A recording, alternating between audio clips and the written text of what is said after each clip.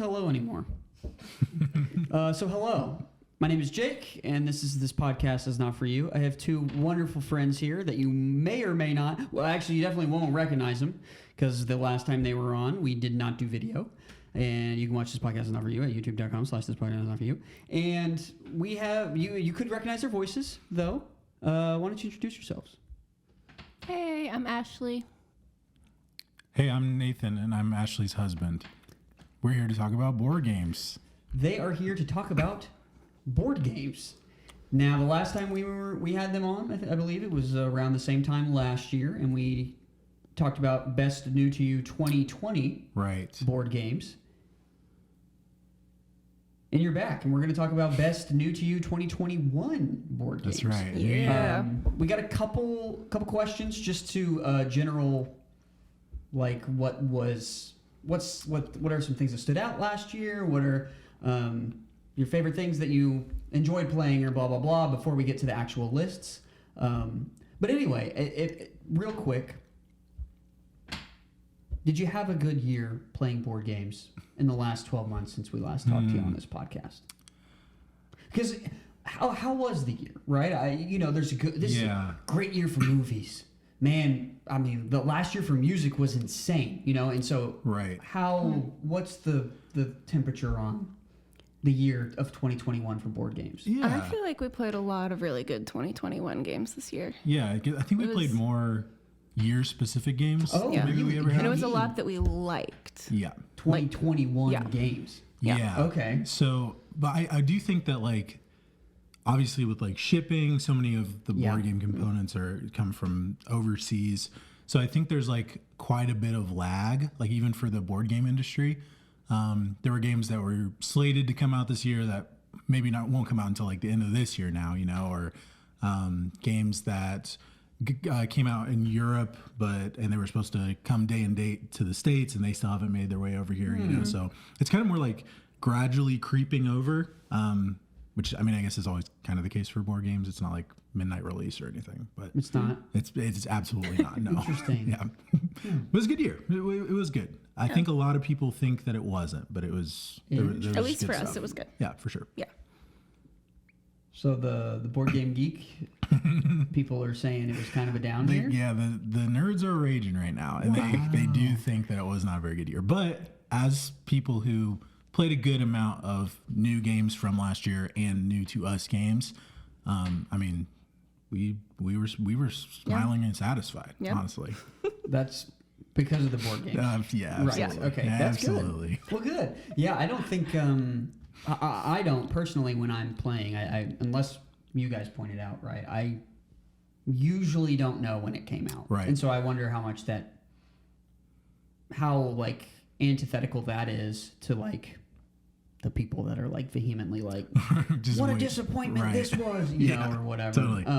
But especially in terms of like the music, it was such a bottleneck, and sort of also what you're talking about is like, people couldn't tour in 2020, and so they were like, let's just record, and then everyone put everything out at the same time, and so I was wondering, that's interesting, especially when there's a physical component to like, oh, I can't get my dice tower in for my game, which is crucial, and so a lot of delays. I will say it's a big year for like a digital platform.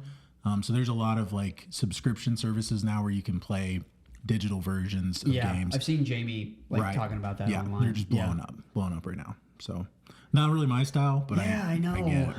There was a New York Times piece I was reading this weekend, and it was about, we started like virtual Yahtzee night or whatever, and we started virtual Yahtzee night last year as a way to, supplement our social interactions. And they were like, I think it's going to stay virtual because it's just easier. And I was like, that is weird. Yeah. So playing games, like, I don't know. It's so strange to me. Yeah. I mean, we've talked about it before. I feel like the best part about it is there's like some sort of connection across the table, whether we're trying to solve this puzzle together or we're competing. There's like it's sort of everyone intimate. decides that we're going to dump on Natty. Totally. That's happened this week. Every time. It's wild. Yeah. The connection and just the feel of those good chunky tokens. Yeah, tactile for sure. I agree. So digital's not my jam, but I know a lot of people absolutely, that's the way they game, So to each their own. That is so strange. My next question about last year, 2021 as a whole, what was the most surprising new component that you encountered in a game in 2021? Right. Whether that be, now, if they are going to be mostly 2021 games, that's even better. But I'm saying this specific question doesn't have to be like, this game came out, but, you know, whether that be, like, dice towers are hot now all of a sudden. And the first one I encountered was Wingspan. I was like, oh, this is really cool. And now, you know, you see them everywhere. Like, Back to the Future has one. So it's, for me, that's kind of one where I'm like, oh, that's really cool. Right. The first time I saw it, I was like, dude. So was there any that you encountered last year? Yeah. I mean, if we're talking about, like, physical components, there's a game that crept its way over to the States. It was technically from 2020, but it's called The Loop. We played it together. It was cooperative. There's an item in there that's sort of like a dice tower. You just place it in the middle of the board and you just like toss cubes in there and it'll fall into quadrants of the board. Oh yes, I remember this game. Right. So it's dice tower-esque, right? Yeah. But it's like this magnetic piece, which I hadn't seen that before.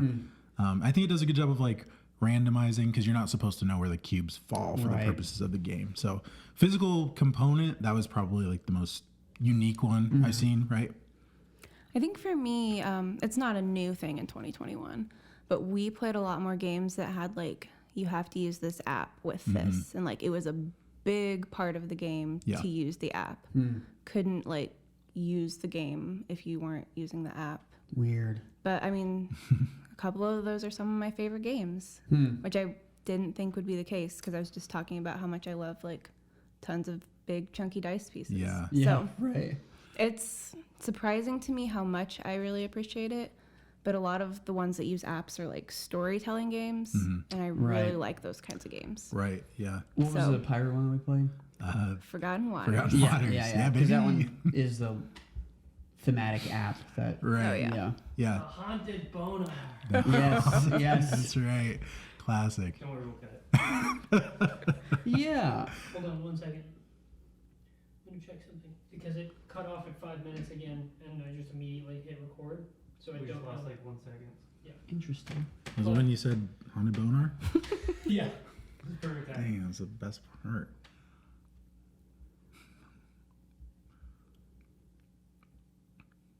Action. Resume.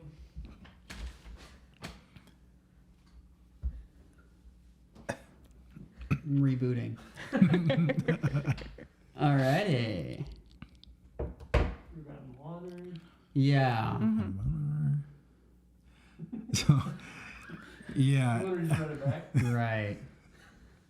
Do we do? Both had answered. Apps, yeah, totally. Hello.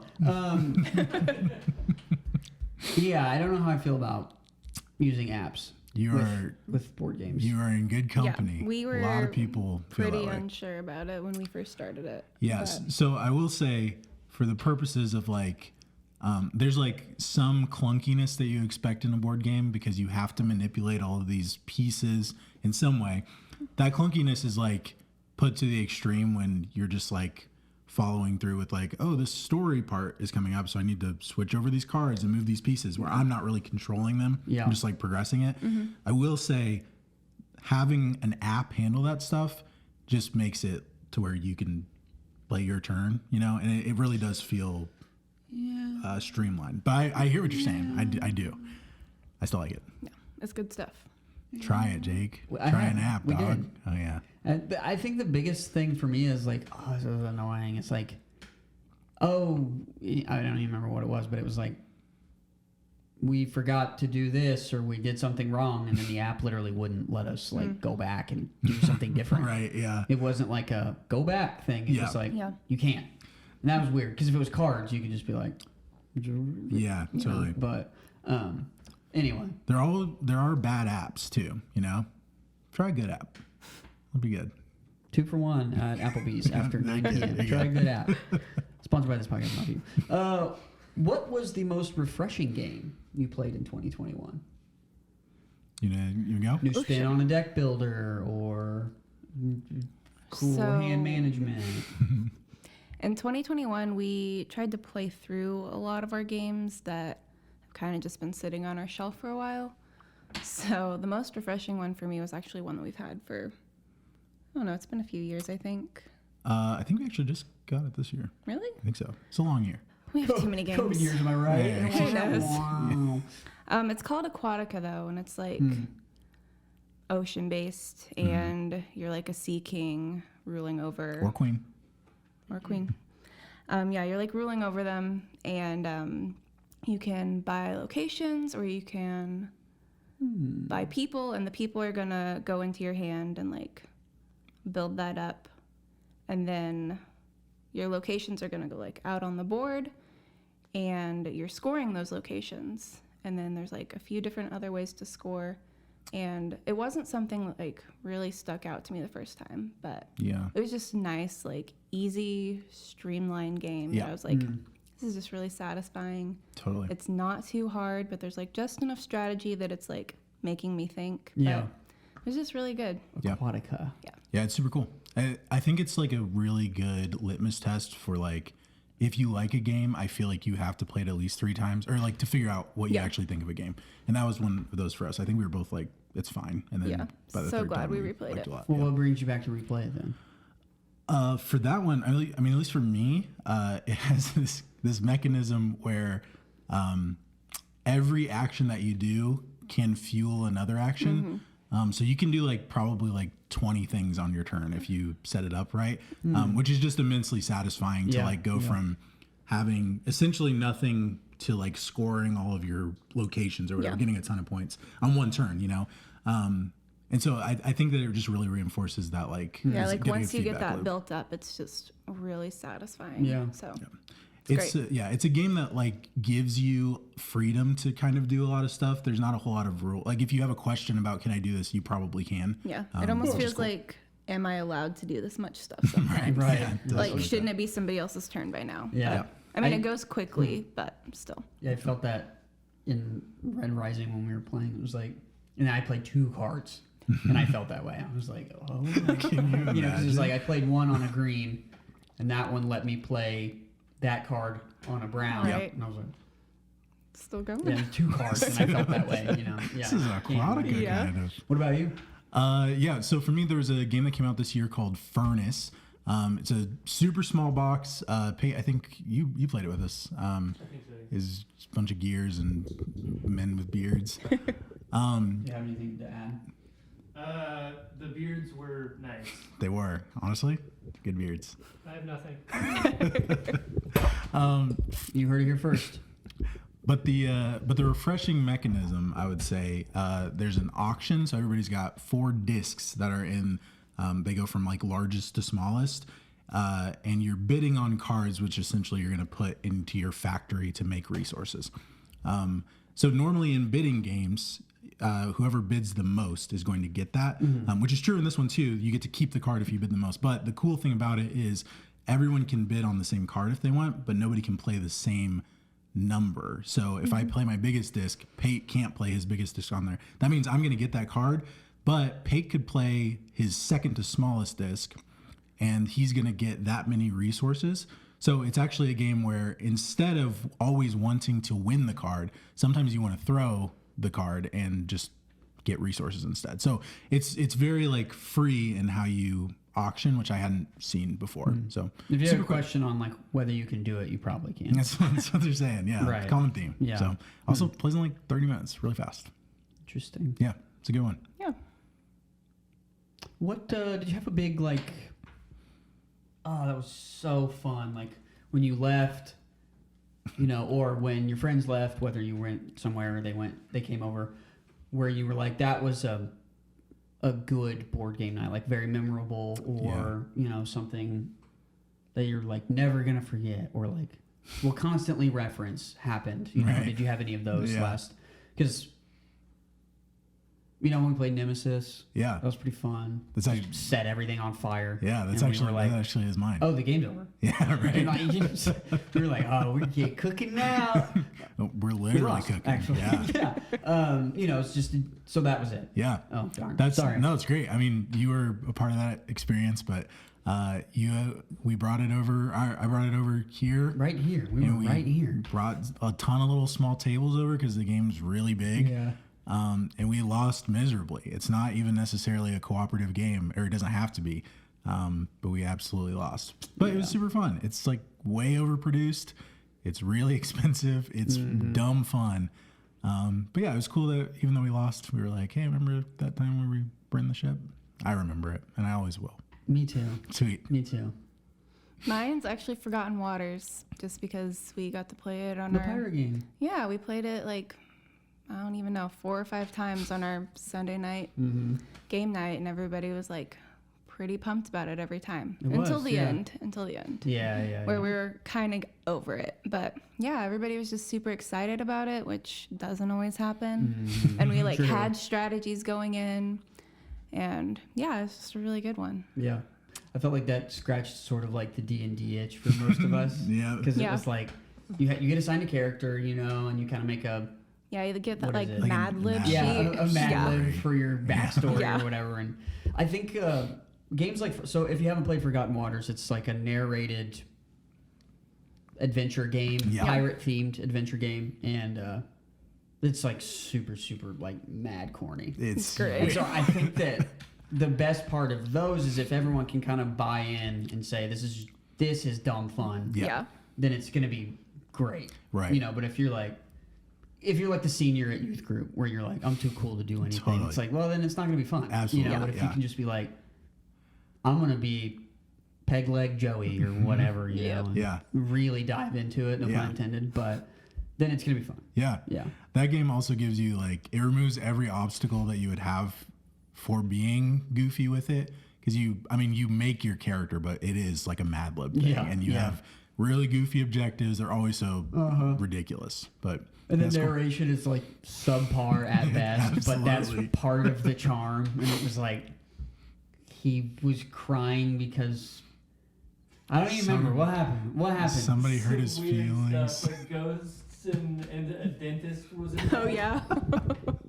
It was just weird. I remember it was he was like having a vision, one of the pirates, and then turns out that it's his dentist telling him that he needs to clean his teeth or something. Classic pirate stuff. So that's just We're gonna cut all of that. your typical pirate stuff. YouTube exclusive content. Cool. Let's get down to. Are we rolling? Let's get down to the meat of the episode. Let's do descending order. Okay. We're just gonna do top 5. Got it. For each of you. Yep. Descending order. All right. Great. You decide what that means. Great. Best to worst. Okay. You go first? Sure. Okay. My number 5 was Number 5. Yeah, I'm gonna start with number 5. That's what it means to her. Do That's what I would have 5. thought, Number but- 1's the best, so we'll end with the best. Okay, perfect. I'm gonna do my number 5, which was Near and Far, and it's kind of like storytelling and also like resource management, which is just like handling the amount of resources that you've got and allotting them to certain How many things. players? I think it's 1 to 4. 1 to 4. Oh, nice. Okay, Yeah. I tried to write them down, and that's the A lot one of that I games, forgot. if you don't have a solo mode, That's you right. don't even get like respect in the Yeah, board that's game right. industry It's not worth nowadays. it. Yeah. Yeah, so this one's really cool because it's kind of split up. And the top part is just like a town, and you can go to different buildings, Like and you're the going to board? get. Yeah, there's like Okay. a board, and then the bottom of it is actually like a storybook. And you can go, like, you're going on an adventure, and if you land on a book down there, then the person you're playing with is going to like open up the book and read what happens, and you get to make choices. Whoa. And based on those choices, it just progresses the game, and you're going to get something good or you're going to get something bad. Yeah. But yeah, That's cool. it is really cool. good game. It's Super great. cool. That is interesting. I've never heard of a game like that. Yeah, the designer does that a lot, but he's kind of like doing his own thing, but he's killing it. Yeah, it's great. Interesting. Do you want to bounce over? Are we bouncing back and forth? Let's bounce back and forth. Style? Yes. Okay. Okay. My number 5 is my number 5. Rolling. We cut and rolled again. It's great. We need a second clap. There you go. Oh, we ran out. Should I get in them? Okay. We came through. Okay, we're good. My number 5 is a game called Dice Throne. So we talked about games that are kind of overproduced before. This one absolutely is. It feels really deluxe for what the game actually is. If you have ever played Yahtzee, it's a sort of like aggressive Yahtzee. Everybody's got a character. You got 6 dice, and you're just rolling dice and trying to kill the other character based on the symbols. So if you get a small straight, you can activate one ability. You can use money to upgrade your abilities. Everybody's got like an ultimate if you roll all 6s on your custom dice, and then you'll pretty much win at that point. But we've never done it, and we've played it a lot. It's really hard. There are a lot of characters. I think there's 2 sets out right now. They're all like, for what it is, rolling 6 dice in a turn, they have like varied characters. They all feel really different. It's super fun. It is so dumb. Like, you could act like you have a strategy, but really if you roll a straight flush and I don't, then you probably win, you know? But it's really fun. Super goofy, really overproduced, very expensive for what it is, I would say. Because it just sounds like dice to me. It is. Oh, It's it good, is. though. But it's, So we can play it right now. It's great. Huh. Ash, you're number 4. Okay, my number 4 is Unmatched, which is really good. We've only played it as a 2-player game, but it can be 4 players. I've only played it as a 2-player, like I said, but I can't imagine doing it as a 4-player. I've heard it's not like advised. Yeah, so Don't try this at home. basically, you pick a character and you're just going head to head, like chasing each other around the board. There's like just kind of a map of circles and like different various paths, and you're chasing each other, and I'm going to attack him. He's going to try to defend it. Goes really fast, but it's cool because the characters are like Medusa and Sherlock Holmes and Bloody Mary. Whoa. And there's like a Buffy the Vampire set. Right. So it's just like a lot of really cool characters, and Yeah. it's really great. That was another one that we didn't really like at first. We actually, the publisher's Restoration Games, it was based off of like a Star Wars game, Star Wars Epic Duels or something like that. They got canceled. But they reskinned it, which is what Restoration does. They bring like old games back to life, which is cool. But we didn't actually like the game very much until we started playtesting sets for them. Yeah, that was really fun. And that was cool. But the people at Mondo, they publish it, and a lot of their artists do the artwork for it. So it's probably the best artwork in board games right now, I would say. It's real good. Got a couple big Star Wars Epic Duels fans. Yeah, you back do. there. Large Epic Duels fans. You guys played Epic Duels? Oh, yeah. Whoa! It's a great game. That's cool. I've never played it. Me and Alex started bootlegging Lord of the Rings version. Very illegal, but Let's go. it's fun. Dude, post it on Board Game Geek. They probably love that. We might do Probably that. up it. We've got all these little horrible pieces. They're like all different Lord of the Rings games. And cards that we printed up on a freaking Epson 350 scanner. Anyway. That's dope. That's super cool. Let's see. My number 4 is a game called Lost Ruins of Arnak. It was a game that came out, I think, in 2020. It came out around the time that Dune Imperium came out, which is a pretty popular game right now. They get compared a lot. They're not really that similar, but they both combine worker placement, which is essentially I've got my little guys, I'm going to put them on a space, and when I do that, I get the Activate action. something. Right. Yep. But you usually can't place someone after I've placed it. Yeah. So it's kind of like a race. It also combines deck building, which is like I'm trying to get rid of the bad cards and get better cards in my hand and sort of like craft this deck. But the thing I like about that, it feels a lot like if there was an Indiana Jones board game. It feels like you're raiding a tomb, or you're looking for A lost treasure, ark, or like a crystal skull or something like that. obviously. Yeah. And whatever other movies they made, yeah. Yeah. But the thing I like about it the most is that there's sort of like this surgence of like a game right Temple now. of Doom. Yeah, where you are able to do a lot more than you feel. You're trying to think of the last one. I know it, obviously. It's I'm not going to say it, but I the Last Crusade. It's the Last Crusade. Okay. Obviously. Which wasn't Blast actually. But There's a skull. okay, you're trying to get the most out of your turn. So you could just play a card and place your guy, and you're like, that's my turn. But that probably wouldn't be a great use of your turn, because if you look at everything that you've got, it's really about just like wringing everything that you possibly can out of a turn.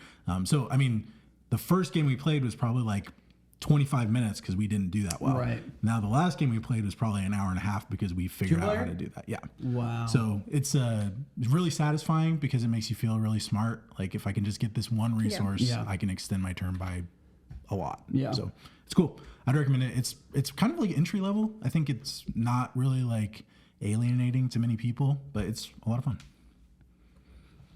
Number 3. My number 3 is called Cascadia.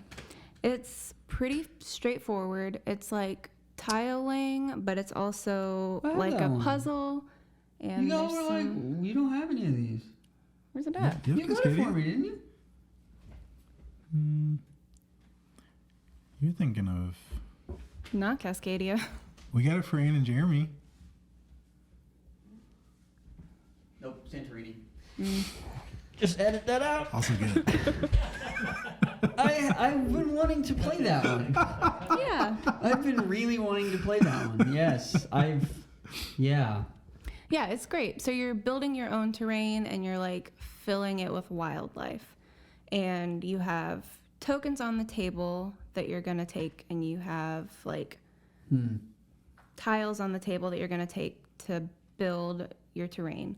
And there's going to be different ways to score. Like if you grab a bald eagle, like you might not want bald eagles to be touching any other bald eagles. Right.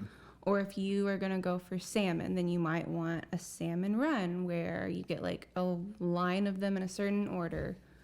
Now we're There we go. What's another good one? The bears want to be in Oh yeah, they groups want to be of- in pairs. Right. Yeah. So there's a lot of different ways to do it, and there's like different ways. Like they don't always score the same way. Yeah. So yeah, it's really good, and you just do it until the tiles run out, and then score it. Yeah. So That's interesting. there's nothing hard about Cascadia. it, but it's really satisfying. Yeah, it is like Two-player? really simple. It's 2 to 4. Yeah, Maybe 1 to 4. I'll tell you. Well, nowadays. Take you serious. It's 1 to 4. Totally. 1 to 4. Wow. Yeah. Nice. Number 3. My number 3 is, we got it right here, Res Arcana. This is a game by Tom Lehman. He is famous for a game called Race for the Galaxy, which is notoriously hard to learn. This is sort of like if you like collectible card games, it's like that without having to buy a bunch of packs of collectible cards. Really, I think what makes this game fun is that everybody starts the game with 8 cards, and that's all you have for the entire game. Yeah. So you need to try and figure out a way that you can amass resources and get points using the 8 cards that you have specifically. And I think like the real genius move behind that is From Thomas, Thomas, yeah. I think is his name. Yes. Is that so many of these cards actually have like a lot of synergy. So, I mean, there's an element where you can draft cards. So we both start with 8 and then we just pick the ones that we want and pass them back and forth. But even if you didn't do that, if you just blind draw 8 cards, there's a good chance that you can probably make something happen pretty effectively. We've only had which is great. 1 or 2 games where I just felt like my entire hand was bad. Right. And that might have been like towards the beginning where I was not really sure what we were just what I kids back needed. then. Right. Yeah. But super satisfying. Really is super smart design. It's actually, I think, probably in my top 5 games of all time, I would say. So it's a lot of fun. Nice job, Tom. Nice job, Tom. Did it again. Thank you, Sandcastle Games, for bringing that to light. Yep.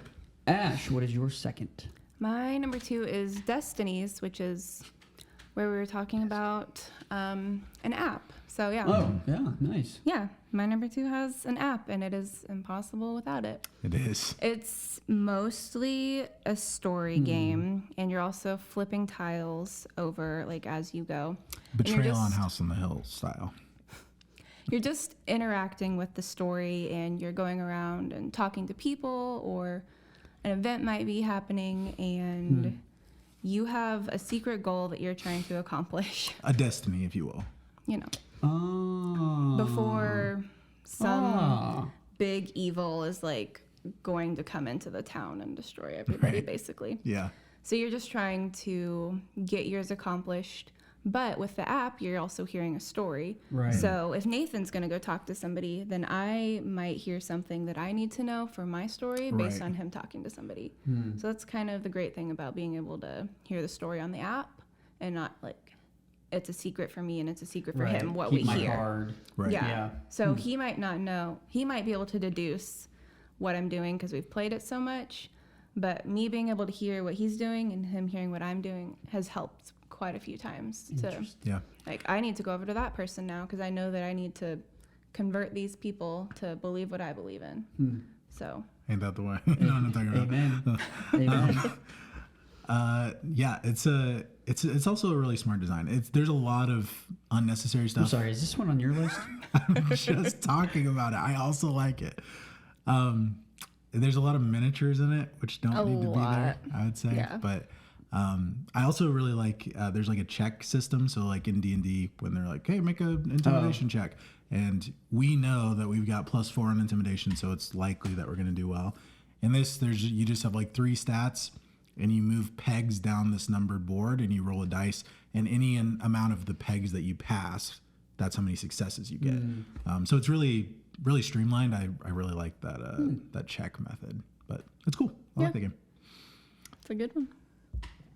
Destiny. That was Destiny from Destinies. Destinies Yeah, from Bungie Games. Or that's them, right? Yeah. Okay, yeah. Yeah, it's actually Lucky Duck, but Bungie's from Destiny Lucky Duck great. Games. Okay. My number 2, Ash already talked about it. It's Near and Far. So The storybook game. The storybook earlier, game. If That's you've right. been following along at home. Yes. So the what's really cool about this game, first of all, it's just a really cool game. But the guy who makes it, his name is, man, I just lost it. It's not Tom. Dang. I think is Ryan Lockett? Yes. David? Thank you. Oh, yeah, it's Ryan Lockett. That So was the swimmer, right? From the Olympics? he actually, he makes games now too. Wow. So he's super cool because he designs, writes for, illustrates, Swims. publishes, swims, all of his own games. He does all of it, and sometimes his wife writes some stuff for him too. Is that but- abnormal? in the Absolutely, board game yeah. world? It's like a Okay. one-man That's what show. I assumed, yeah. And he's got Above and Below, which is a really popular one. It's pretty light. Last year was actually a really good year for him. We played Near and Far, which came out, I think, in 2017, but he came out with an enormous story game called Sleeping Gods last year, which was very cool. We didn't actually get to spend a whole lot of time with it, but it's cool. So yeah, he just kind of does all that stuff on his own. And I think another thing, so usually when you play a story game, after you're done with the story, unless you forget it, there's not much use to go back to it. What's cool is that a lot of his story is supplemental to the game. Like you can play through a mission or a game and replay that one again. And obviously there's like variables, so you might not get the same story beats. But also it doesn't really matter if you do anyway, because really at the core of it, the game is what's important, and the story just kind of like makes it thematic, which I think is awesome. That mitigates a lot of the issues I have with story games, that you pay so much for something, play it once, and then you can't play it again, right? So he's cool. He's a designer to watch. He came out with a new one. Actually, we just got it a couple weeks ago, called Now or Never, which is the third in this trilogy. It's also very good. Ryan Lockett. Watch him. There you go. Number 1 of 2021. What was it? My number 1 was Radlands.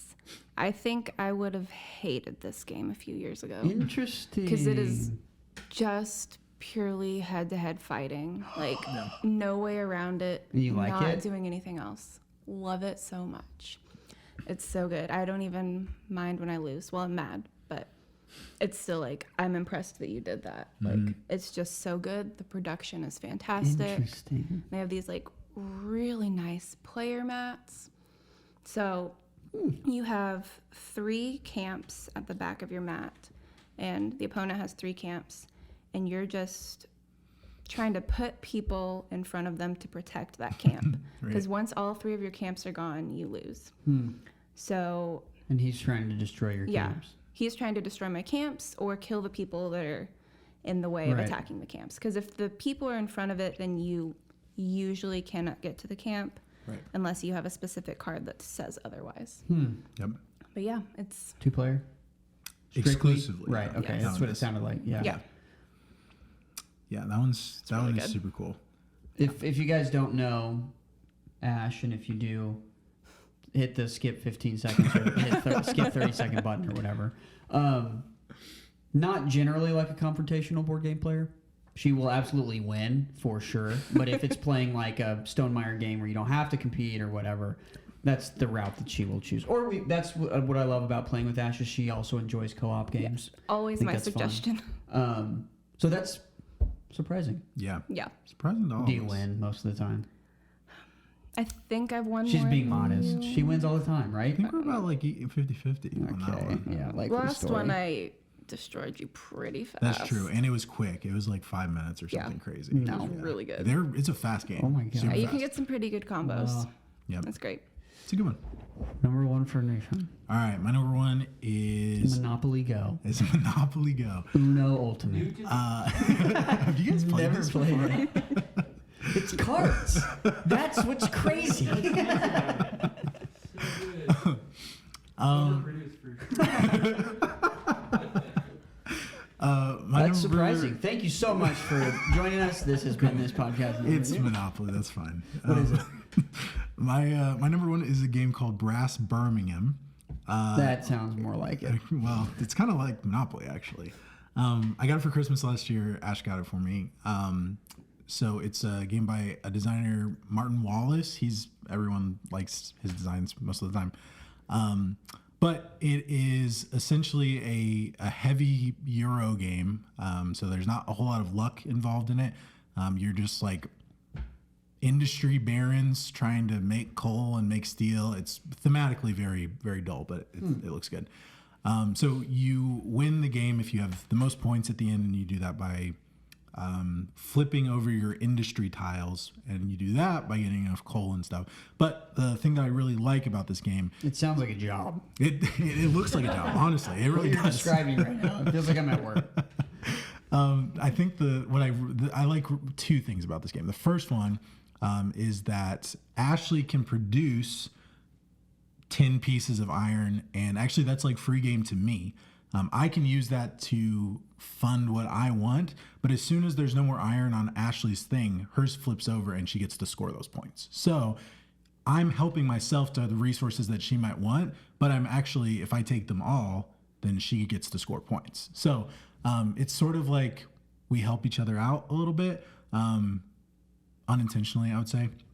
The next thing I like, and this is probably my favorite mechanism that I've experienced, there are in a lot of games you can take out a loan if you're not doing well financially.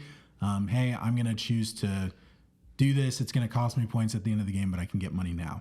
The loan system in this game is really generous. You can take a good amount of money, and it actually doesn't take anything from you that you couldn't make back up pretty quickly. So it always feels like nice to take out a loan.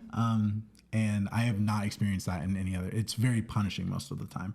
I think he just really wants to remove all the obstacles so that you can get a good strategy going. Yeah. But it's great. I really like that game. It's a ton of fun. 401ks, W-2s. It sounds great. Yeah. Yeah. To be fair, that's a lot of board games. There's a lot of board games that do sound like jobs. Sounds like Peaky Blinders without the gambling. Yes, or the violence or the fun. Yeah. But it is fun. Still take out a loan, Right. Yeah. Yeah. But it's good. Love that Cool. game. Very cool. Well, we will put the names of all of these in the description. If you were driving or whatever and you wanted to follow along, we'll put each person's list in there. Do you guys have any questions? I don't think so. I don't think so either. Okay, I can wrap it up better than that. I was just making sure before I started the conclusion. What are we at? Probably about 40 minutes. Plus 5. Maybe 30. I You mean, added it. with that. Okay. Yes, it was so fun to sit and talk about board games again with you all. Real quick, I think just some that jumped to my head. Nemesis was really fun. Yeah. Lost Cities is a great 2-player game. If you are listening and I wish we had more games to play together, like Chelsea always says, Lost Cities was very fun. It was we really enjoyed Santorini. It's like 3D chess, tic-tac-toe type. I mean, it was really fun. Yep. And then you got me Hughes and Q's very recently. I don't know if we actually played it last year or not, but Hughes and Q's is really fun. Just like drop and play, super light, like it's crazy. I mean, it's like, because if you look at just the idea is like you have to pick a certain color and you have to hint whoever's playing with clues to get that color on a giant color board, and it's like, what's the difference between this salmon color and the one right next to it? It's like, it's really fun. We're gonna find out. But yeah, so those are the ones that jumped out to me, just that we had played, or that you had got me. So. Yeah. Good year for games, huh? It was a good year for games. Very A good. lot of people are saying that it wasn't, but I personally have loved every game that I played last year. Whoa. Okay. That's good. Is he lying? I don't know. Who knows? I don't. Thank you for watching. Thank you for listening. We have been talking about going to Gen Con 2022 in Indianapolis, the National Board Game Convention. We are officially launching the fundraising campaign today. If you want to donate to our trip it's a podcast thing, obviously. If you want to donate to our charity fund. There are a lot of terrible things going on in the world, and we would love your money to go play board games in Indianapolis at the biggest thing that Indianapolis offers besides the Indy 500 this year. And we would just love that, and we're just officially launching the campaign right now. If you want to contribute the funds, Should we cut him off? my Cash App personally, again, not the podcast, this is my personal Cash App. It is just JThrill, and I will just put all the funds, and we will make sure, keep the receipts, and we'll send you itemized stuff. But it's about $140 per person. So if you want to sponsor 1, 2, 3, 4, 5, 6, 7, 8 members to go of this podcast, Not For You plus Natty and Ash, to go to Gen Con in Indianapolis, it would be amazing if you would, and anything helps. It's $5, $10, $15, but again, it's $140 per person. So if you want to get great game recommendations, or if you want to know what the best game to do is, then you can do that, and that would be great for us. As a podcast thing, again, want to reiterate, it would definitely be a podcast thing. We would do an episode there maybe, and we would play games there for sure, and we would come back, and then we would have the games for you guys to know about. And if we do an episode about it after, that would be the best way for you guys to know about the games. Now, again, Cash App is JThrill. Cash App is JThrill. It is real. It is real. We are launching the donate your money. This episode is sponsored by Gen Con. Thank you so much for listening.